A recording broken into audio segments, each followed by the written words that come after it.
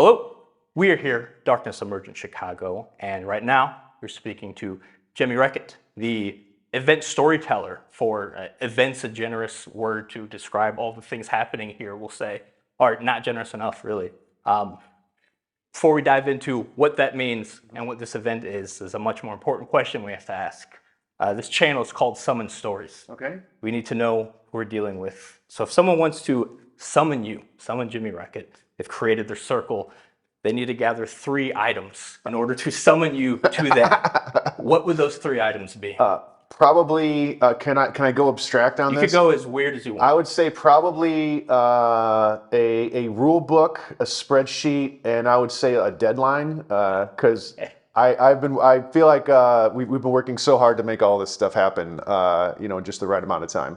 Okay. So good luck gathering a deadline. Okay, I'll say easy, except that last. Yeah, I know. Something a little right. bit. And also things those are scarier than a lot of the more macabre things we've had for me. A spreadsheet and deadline. I was like, that's I'm not messing with. Well, that. Deadlines are pretty scary, depending on the exactly. situation. Yeah. Okay. Well, jumping into that, you work with deadlines. You're the main writer of all these things that are going to be happening. Which, what does that mean to be a lead storyteller, event manager, or producer for a LARP? Sure. So the event and also the convention that we put on is called Darkness Emergent. But Darkness Emergent, the game, has been a series of successive games that happen in a universe that everybody gets to share in. I manage the writing team, and we go and create the stories, the characters, write the events that will shape the narrative of the story. But ultimately, of course, it's the players that determine the outcomes. So this is our second in this series, and we're actually ready to announce our third, which will probably be out by the time this video launches. First one was in San Antonio. We're here in Chicago. We're going to Vegas next. And then after that, wherever the story takes us. Okay. So you and your team write. It's an ongoing chronicle, essentially. Yes. It takes place in different cities with hundreds of players.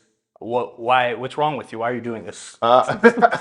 It's really hard to give this up once you get into it. I know you're primarily a tabletop channel, but you'll find that the LARP audience is possibly, among the most engaged fans. LARPers, it's not just about doing something on Friday night. People plan vacations around this. They'll join clubs, they'll have organizations. They'll role play on Discord. They put work and money into costuming and things like that.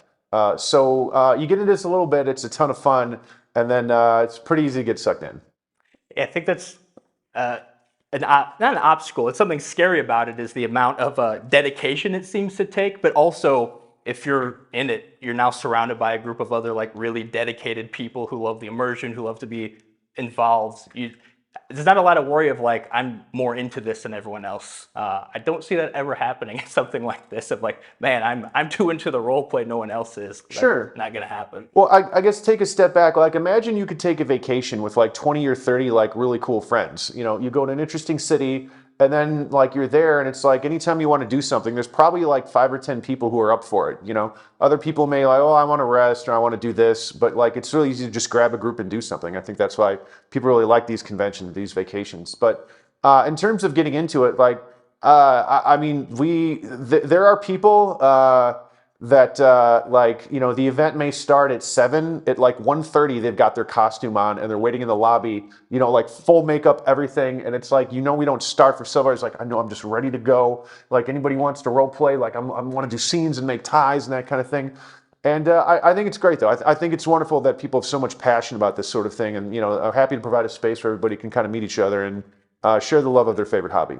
I think it's from the little of I've experienced, very welcoming in that way too, because people, how I want people in World of Darkness, LARPers want people LARPing. Mm-hmm. So any aversions, or I feel people's I don't want to mess it up, I'm nervous, it's very easy for people to be I got you. Oh. Let's figure it out. Yeah, nobody is going to say your role play is terrible and there's the door. It never happens. I think the community is very accommodating to new players, and it's not a hard transition from tabletop to LARP.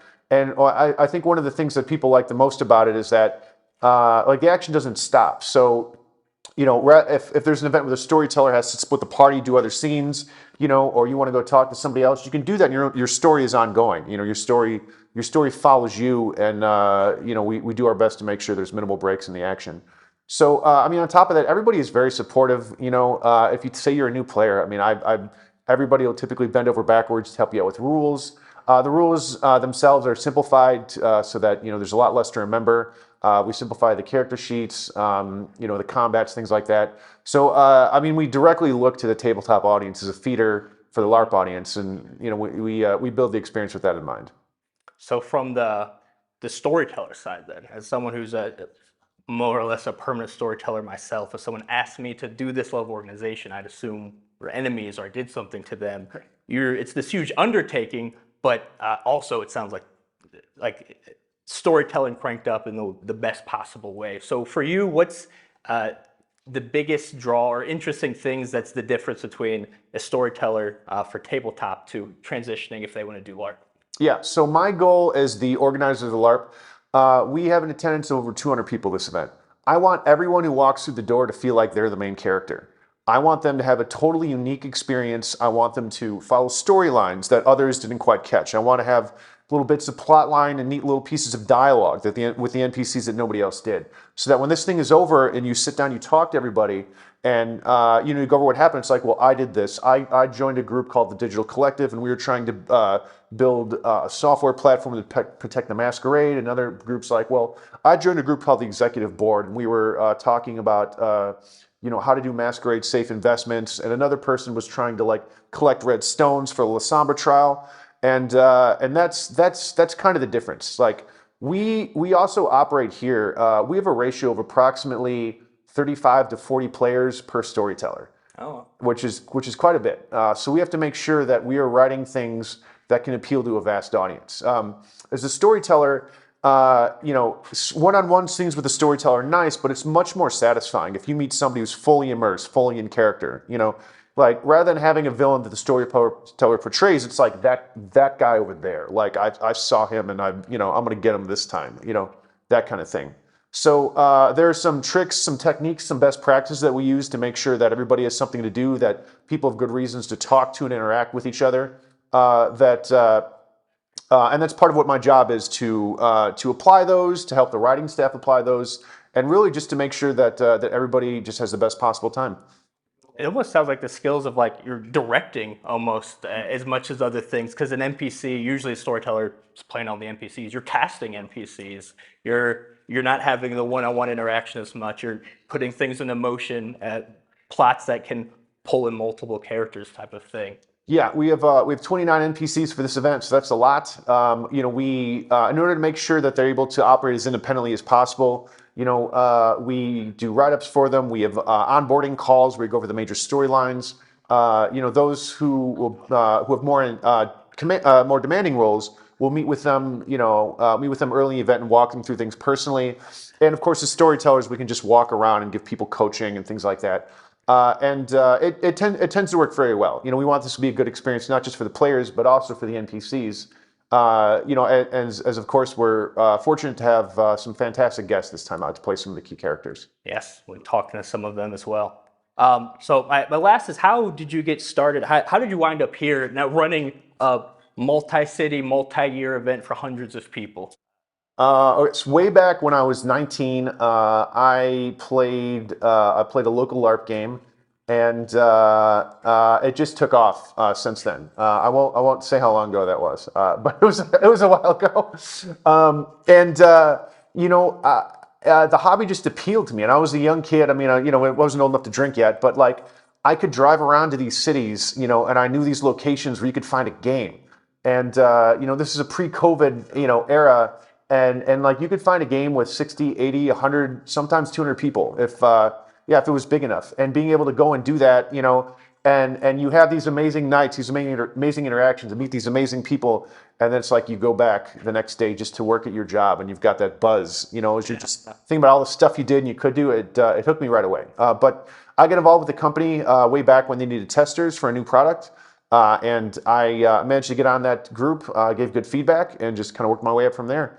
I do this in addition to my full-time job, so this is very much a labor of love, as it is for nearly all of us here, and it really is a lot of fun. So I'd encourage everybody to give it a try. Yeah. As far as that encouragement, our last thing will be someone who we'll say from a storyteller perspective, because that's a unique perspective you have, is they're a storyteller. They want to see if they can storytell a LARP, but they're that's the trepidations. What's your kick? What's your push that you would tell them to get them to make that jump? Sure. Well, if you're a storyteller and you have a small group, it's not hard to just have everybody stand up, walk around a room. Are they at a cocktail party? You know, can you get a friend to play another NPC and let people kind of interact and plan things? You know, I've been in tabletop games that have incorporated LARP elements, and it's just been a ton of fun. Like everybody feels great standing around. You know, you're not waiting for turns or anything like that. It feels good. Otherwise, if you want to organize larger games, there's nothing wrong with starting as a player. There are a couple of organizations, Canada at Midnight and Modern Enigma Society, as well as various others that hold games throughout the country. I don't know what their current game map is, but you can probably find it through their websites. In almost every major city, you can probably find one of these games. Certainly every NFL city, but you know, large cities almost certainly have one of these around.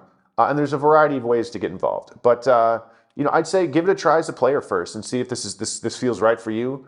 And then if you're like me, all of a sudden you'll have all these sorts of ideas and things that you just want to try that you'd love to do, and it'll come naturally to you after a while.